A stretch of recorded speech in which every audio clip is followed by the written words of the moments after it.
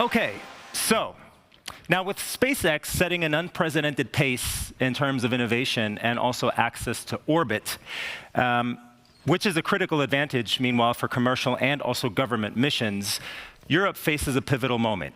And the question is, can we secure independent access to space and compete in the fiercely competitive launch market? Or are we at risk at falling behind? Let's answer these questions with the help of the CEO of Latitude. Please welcome Aurélie Bressollette. There we go.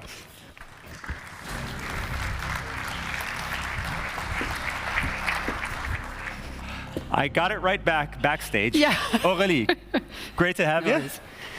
So, first off, I hope you're feeling comfortable. Yeah. Good. Perfect. Let's start it off maybe by telling our audience a bit more about the company, Yep. Latitude, and what you do there exactly. Okay.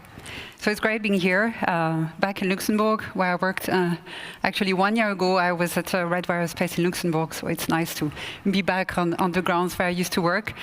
So Latitude is a French company building a small launcher, a dedicated launcher, near Paris in Reims, and I joined just 4 weeks ago. So Oh, wow. yeah, exactly. So I think I'm up to date on the company. So we are right now 150 people, and we plan our first launch at the end of next year. So I just got pictures right before stepping on the stage about the tests that are ongoing on the engines, and everything is coming into place. The teams are working in the cold, every day, including on Saturday, so that we get to our first flight next year. Yeah. So let's talk a bit about, well, I guess we could start it off with, if we look at the launches nowadays. We're going to space more and more. Obviously, it's getting more cost-effective every year. If we look at SpaceX in this case, obviously Elon Musk seems to be his own best customer, which is not necessarily, doesn't really resemble the market needs. So if we do take a look at the market needs, what are these? And are these different in Europe compared to the rest of the world? So that's, of course, the question that we're asking ourselves every day, and there are, of course, different ways to answer this question. So obviously everyone, or not everyone, but everyone who is at least in this room, so the space industry doesn't exist without launchers. Mm-hmm. So we wouldn't all be here today if there weren't any launchers. And as we know, there are limited solutions nowadays. So what we want to bring, and we are not the only ones to look at it this way, there are companies in Germany, there are other companies in France and elsewhere in Europe, who basically say, well, they are the players, the existing players, but there is a need for something that is more responsive. So, the way that I like to talk about it in terms of market is that there are people who are okay to ride on a bus, like public transportation, and then there are those who would prefer to have an Uber style of launcher. And basically, this is the solution that we want to offer. Mm-hmm. And the other small launcher companies in Europe have also the same mentality. So basically, we say, well, we don't want to compete with SpaceX, because you cannot compete with SpaceX. As you say, they have built that company on a large model of also having satellites and eventually offering services, telecom services. And we don't go there where they go. What we are saying is that there's a market, and this market is developing for people who want to have their own launchers. So they want to be brought directly to the place where they need to be. They want to make sure that they can launch in the schedule that they have chosen. And they want to make sure they have the flexibility. For example, if their satellite gets a little bit heavier or a little bit more volume, to be able to adapt this up to more or less the last minute. And this is exactly what we offer.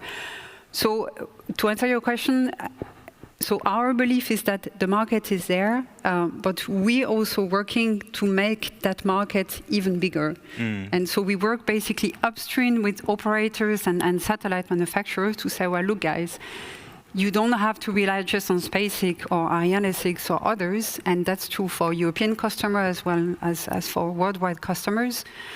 You can right now build into your business plan the fact that you can launch with a launcher that is going to wait for you, is going to bring you at the right orbit, and with a price that we announced today and is not going to change, just like Uber.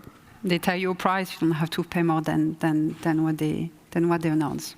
That's a great way to put it. Even for me, once again, who's not an expert, obviously, not from the industry, when you brought the example with Uber, it's like, oh yeah, okay, I get it. If we look at other companies emerging in the market, in the European market, how are they positioned? Who is positioned in the market? Who else? Yeah, so there's one other company that is doing the so-called responsive launch, which is dedicated to one passengers, right? Because SpaceX is the ride share, so they take in several passengers. So the company is called, for those who know, Rocket Lab, who started in New Zealand, then opened up in the US in order to tap also into DoD budget and contracts. So that's our direct comparison. So again, we compare to SpaceX in the sense of we also launch stuff into orbit, but again, it's not the same model, it's not the same market, it's not the same solution. But Rocket Lab is very similar to what we want to do, which is, again, responsive and dedicated launch. And the way that we address that competition, because they launch about the same payload to SSO, Sun-Synchronous Orbit, which is around 300 kilo, we target 200 kilo. But what we want to offer compared to Rocket Lab is a lower price. That's it. So it's either that the others are going to able to launch more, but if they launch more, they cannot take just one. If your satellite is 50 kilo, then you will not fill a launcher of 1 ton. So either you have to pay a very high price, or you need to, again, do a ride share, and then ride share means everyone goes to the same orbit. And again, our model is different. So if they can fit in our launcher, then they have an advantage to come to us. What can you say about market share, for example, and also access to funding? Where do you stand?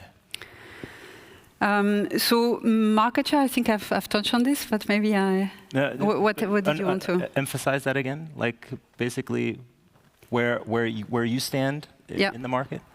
Yeah, so our capacity today, and we are working already on developing better versions of our rocket, which is called Zephyr. So our capacity is 200 kilo. Right. So to SSO. So we signed actually our first, not our first, but a major launch agreement with Atmos. Atmos was mentioned in the presentation right before, and we've signed a launch agreement with them, and they are in VLEO, so very low Earth orbit. So there we can launch up to 300 kilo. But let's say, to put a number in your head, it's 200 kilo. So a launcher like Vega will go into the 1.5 ton, again, to the same orbit. Rocket Lab will go to 300, maybe 400. And then the other, like RFR, ISAR, Newspace, also in France, are going to go more into like 1.5, 2, and up to 4 tons. So in terms of market share, as I said before, we believe we're actually complementary. So if someone wants to launch one satellite per plane, so per orbit, and their satellite is 200 kilo, then again, they will not fill a launcher like the one from ESA, so they would come to us. Now, if someone comes to us and says, well, it's 500 kilo, and I have 2 satellites of 250, and I said, well, either you can launch with us, with 2 launchers with each 250 in the launcher, or if it's in the same plane, then why don't you go to ESA? Because they can launch your 2 satellites together. So, at the end of the day, slowly, and we are talking with ESA, we are talking with the others, because we believe our offers are going to be actually complementary. So the ones where we would directly compete with is, as I said, Rocket Lab. But we see that Rocket Lab will probably transition to, they are developing Neutron, which is like a really heavy launcher, and that they might, because they are developing also satellite and solar cells and other activities, that they might in the end let go of Electron and concentrate on Neutron. Let's bring in this question here. It just popped up from the audience. Should launchers also share responsibility for recovering space assets once they reach their end of useful life? Okay. So in space assets, so you've got the launcher part. So our launcher is not reusable. So there were a lot of discussions. The company was created in 2019, and the actual development started in 2022. Why? Because the market was very dynamic, and we looked at the different solutions. Do we want to launch 2 tons? Do we want to be reusable or not? And again, we went into that field of responsive and dedicated launch. So but in terms of this asset, of the parts of the launcher, so we will do a controlled deorbiting of the stages. So the first one will splash into the ocean. The second one will make it to orbit, and we will have it deorbit and burn into the atmosphere. So we don't reuse it, but we make sure that it doesn't stay up there to not pollute the orbits, basically. In terms of satellites, I mean, there are laws right now where they have to deorbit satellites or put them into a cemetery orbit at the end of life. I'm absolutely convinced it's a good thing. I think we will see more and more of this, so that one day someone will tell us, what, at that time you didn't do that? So it will become evident that we have to do that. So, and yes, we play a part in that, of course. All right. If you have any other questions, keep them coming, all right? And once again, gladly raise your hands here in the audience. Other than that, tell us, how is the support from let's say, European space agencies and institutions? Are you receiving enough support? Yeah, we are. Well, there is never enough, of course. If there is someone in the audience, of course, more is always better. So we have an anchor customer. So the CNES, the French Space Agency, is our first customer. So we signed a contract with them for up to 5 launches. And so our second launch is going to be with the CNES as a customer. We got recently a grant from the European Commission. It's called the EIC, European Innovation Fund. And yeah, we're very, very happy about this because most people or companies who pitch their ideas most of the time don't get anything. So it's a 3% success rate. So we were really super happy. So it was a sign of confidence. And yeah, and we're working on other, of course, other helps. So we are going to start our next fundraising mid of next year. And we already have the states, so the government, the French government, helping us via different funds that are already investors, and they want to continue. So they want to renew their investment. So that's also a sign of confidence in the company. Why is the success rate so low, 3%? It's so hard to do.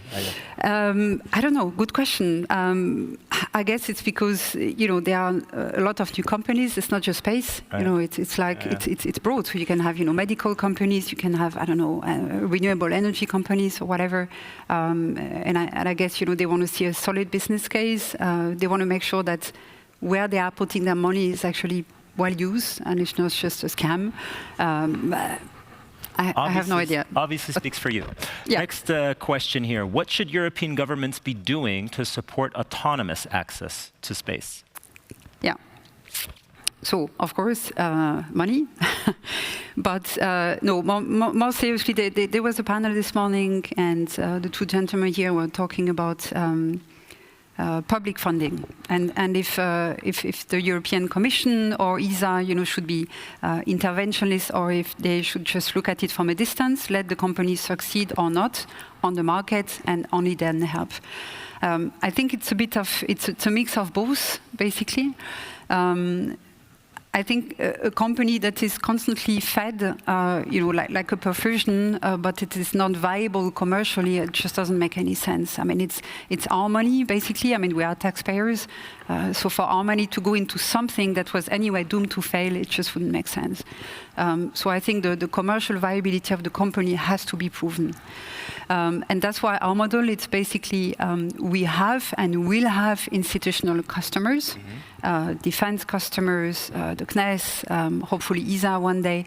But our model is based mainly on commercial viability.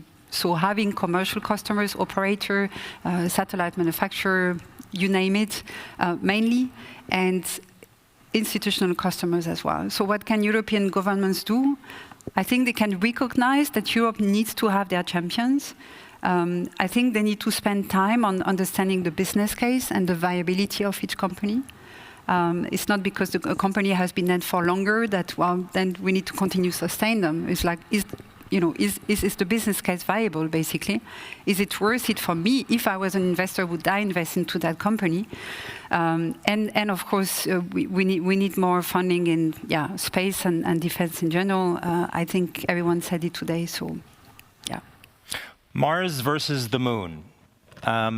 Some players position themselves strongly towards Mars already. Do you think that the moon should be considered as old space?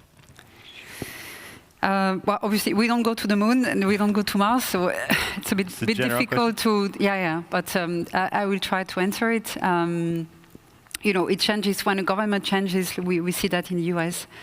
Then the NASA administrator changes, and then the policy starts to change. So obviously here now we are going to see a change again. Whether focus will be on the moon or it will be on Mars, we will see. The fact is that we cannot say we are on the moon yet. I mean, Europe is not. There are some who have managed to land there. Both the US, but also China and Europe are working on plans to have, things on orbit around the moon, things on the ground on the moon. So, and it's just getting started. So I wouldn't call it old. I think it's fine to think about Mars, just like Elon Musk has done. In the end, he developed Falcon 9 with the idea that one day I will make something bigger, which is now Starship, so that I can go to Mars. But it doesn't mean that he needs to leave the moon behind. So I think it should not be both at the same time, because the budget for this would be just too enormous, and you cannot, you cannot explore both at the same time. But I don't think either that the moon is behind us. I think we're just getting there. The budget and in general money seems to be obviously one of the accelerators, right, for more access to space. But besides that, what other technological challenges need to be tackled to accelerate that? Yeah. I get the same question from my son, and I'll give you the same answer. What was rocket science is probably not any longer so much rocket science. So we've been doing rocket technology for the past 60 or 70 years. And what we are building nowadays is not that much different from what we built at that time. Of course, if some of our engineers were there, then they would get up and they would shout, "Well, it's not true. We are revolutionizing access to space." Yes, that's true. But the fundamental bricks of a launcher technology are not that much different from what we've been doing 60 years ago. So the challenge, like you said, is funding. And I think the other challenge is how you bring those bricks together. How do you make use of innovations, like in 3D printing, additive manufacturing, computing technology, AI, and these kind of things, to make your launcher actually more performant, to bring it faster to market, to produce more of them in a given time, and to make it more affordable, which is in the end what everyone wants. They want to have it cheap. So if I come back to the Uber example. How do we get? Uber is not a technological innovation. It's more of a principle. It's more of the business case, the way that it was built. But the element behind the car is the same as the car you and I drive. So, any questions? We have time for one more. Really, in the back. There we go. Yes. Can we get them a microphone over there? Hello. My question would be, when SpaceX started, they iterated fast because they were allowed themselves to fail and have failures along the way. Do you think this is still possible here in the European context with so many competing companies, that you can still allow for failures in such a way? Yeah, I mean, there is failure and failure. If you fail on the first version of your rocket engine, that's fine. It's a prototype.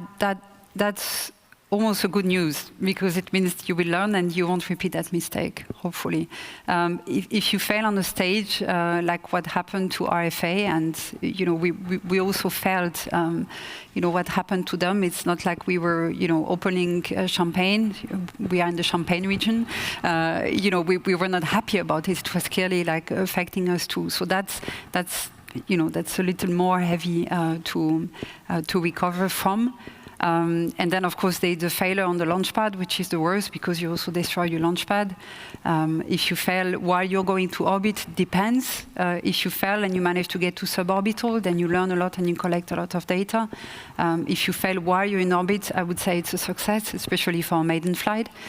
So there are different ways to fail. So we don't target to fail as such. If we can not fail, then it's actually better. But if we do fail, we try to do it in a controlled way, if I can say it this way. So again, there's failure and failure. The most important is that you collect enough data so that you can learn from it. If you don't collect anything, then you actually have just a pure failure and not something you can learn from. And also that brings us back to the basics once again. You know, failure is okay as long as you learn something at the end of the day. Thank you very much for your question. Thank you very much for your answers and your time. This is your applause. Aurélie Bressollette from Latitude. Thank you very much for joining us. Thank you.